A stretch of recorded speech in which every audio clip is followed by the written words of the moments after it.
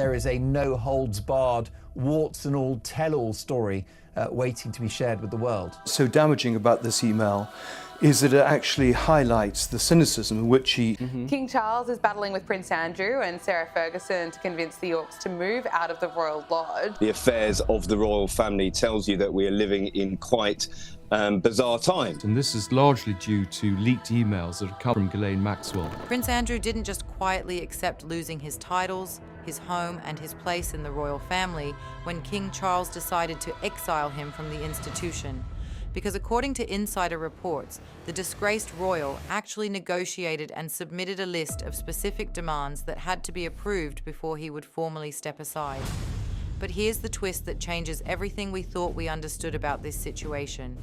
Andrew reportedly insisted on proper staff at his new home, guaranteed housing even after Prince William becomes king, and large sums of money, not just an allowance just to leave Royal Lodge.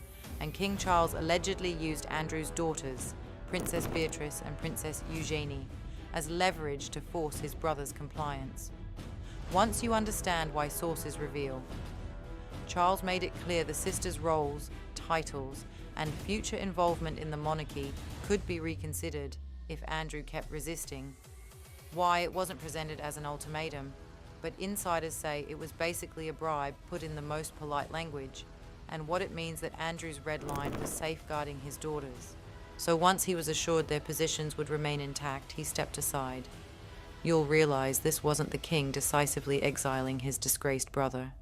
This was a negotiation where Andrew extracted significant concessions, and Charles used family members as bargaining chips.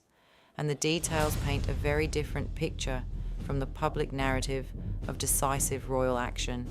Prince Andrew never really leaves the news, but there's been a sort of tsunami of coverage over the last couple of weeks. The layers of duplicity and shallowness, this is a new low. What's happened with Andrew losing his title and now her losing Duchess of York, it just proves that the York brand is totally toxic. Ever-evolving soap opera, that is, of course, what's happening over at Royal Lodge. They shouldn't pay for the sins of the parents, clearly, but I wouldn't expect them to have any front and centre row. Don't expect to see them on the palace.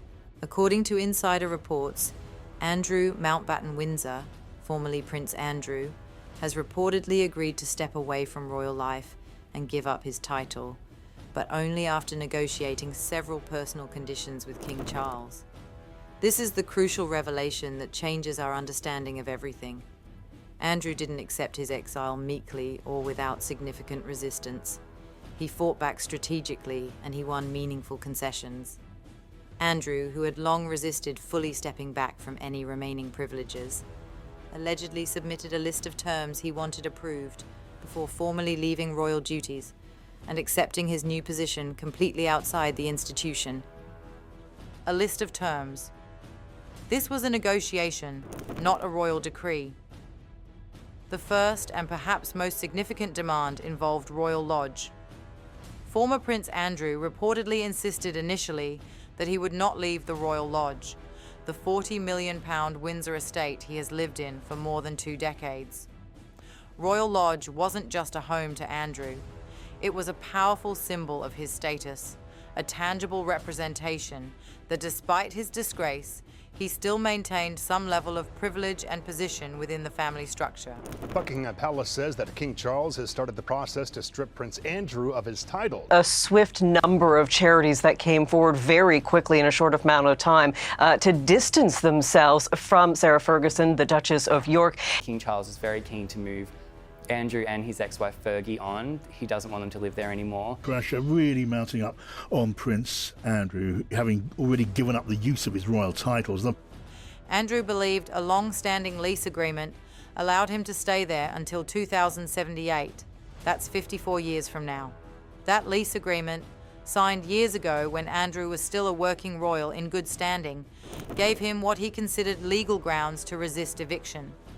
He made no indication initially that he planned to move, essentially daring Charles to try to force him out.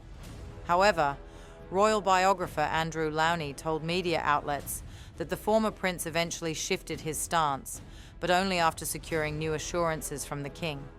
This is critically important. Andrew didn't cave to pressure. He negotiated new assurances in exchange for leaving Royal Lodge. Lowney explains what Andrew demanded. He'd been holding out for all sorts of specific requirements.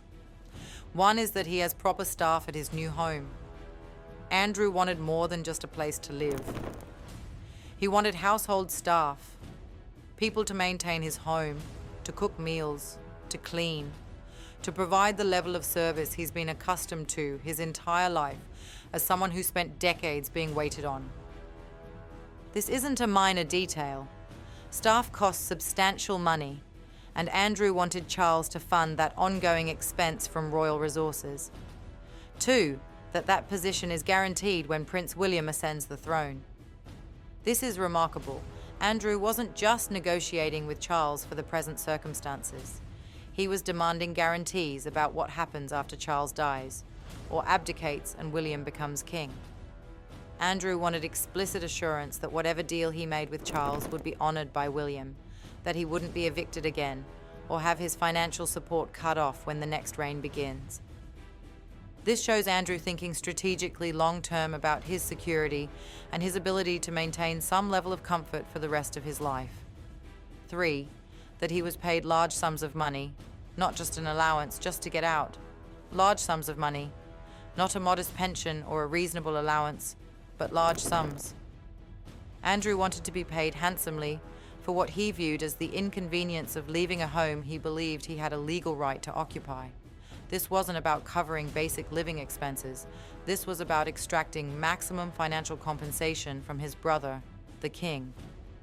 The phrase, "just to get out," reveals the transactional nature of this entire arrangement. Andrew was essentially selling his cooperation, and he wanted a high price. But here's where the story takes an even darker turn that reveals the true power dynamics. King Charles allegedly used Andrew's daughters as leverage to force compliance. His brother, King Charles, made it clear that continued resistance from Andrew risked extending the fallout to his daughters, Princess Beatrice and Princess Eugenie. Think carefully about what that means. Charles threatened to punish Andrew's daughters if Andrew didn't comply with his demands.